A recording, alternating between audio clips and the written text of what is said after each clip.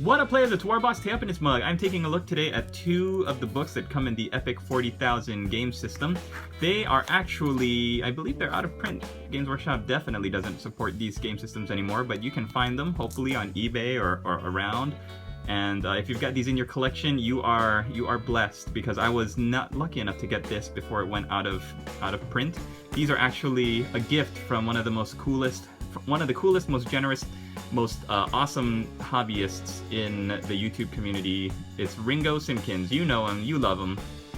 If you are interested in Ringo's channel, he's doing a black powder challenge from it started at the end of September, and it's going to be running till December. So if you are a fan of black powder games from Warlord, and even if you're not familiar with it, you don't know what that is, then check out Ringo's page for more information. I'm going to link his channel down below, and you can join up and see some of the awesome content and information there. Okay, now that that's out of the way, let's take a look at what you get for the Epic 40,000 books. I actually picked up some Epic miniatures. Ringo was cool enough to give me some rhinos, I believe, a while back, and I actually have some. My old hobby store was selling them, so I kind of splurged and picked out a bunch. But look at this artwork! Space Marines versus Orcs, the classic confrontation. So in the rulebook, I was taking a look at these earlier, and basically they're very, very simple. They teach you the basic rules, how units are broken up, the profiles up there, what each of those stats means. There's a little bit of flavor text, just like most Games Workshop stuff, down in the lower left. Look at what Carnifexes used to look like, you guys. Carnifexes used to look completely different.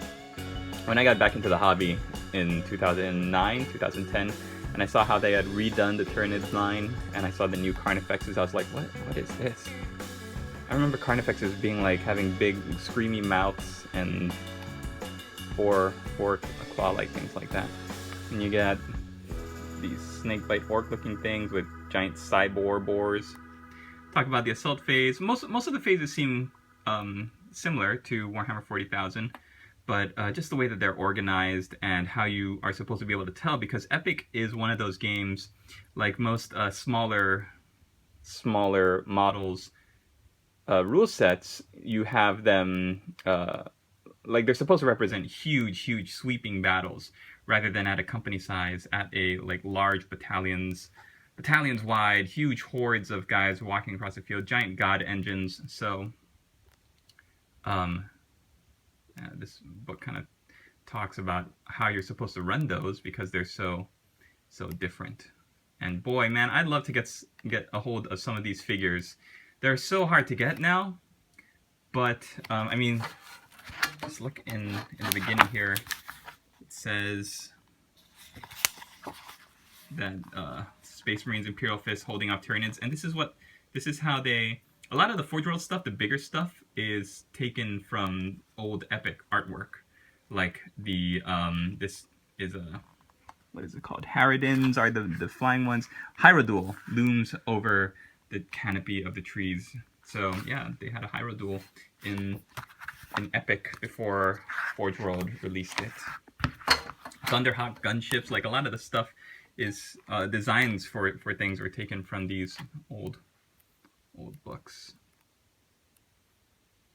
Then you've got the battle books, which kind of runs you through some special scenarios, and fate cards. Oh man, do you guys remember, you older guys, when they used to have cards in games?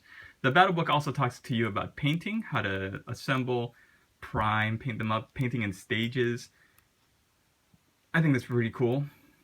Shows you all the different kinds of setups and stuff, and how you can very, very simply convert some of these, how you can create some very simple terrain on your own, how to do objective markers. So basically it's like the fluff and modeling and hobby side of it. Very cool. If you have an Epic collection, I'd love to see it.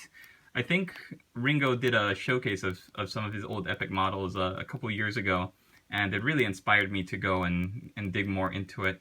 I'm still trying to wrap my head around the rules and the different scenarios and stuff, but just the fact that you can have these huge, sweeping battles with giant hordes of guys, and see all the represented things like Warlord Titans and Giant Demon Princes and everything.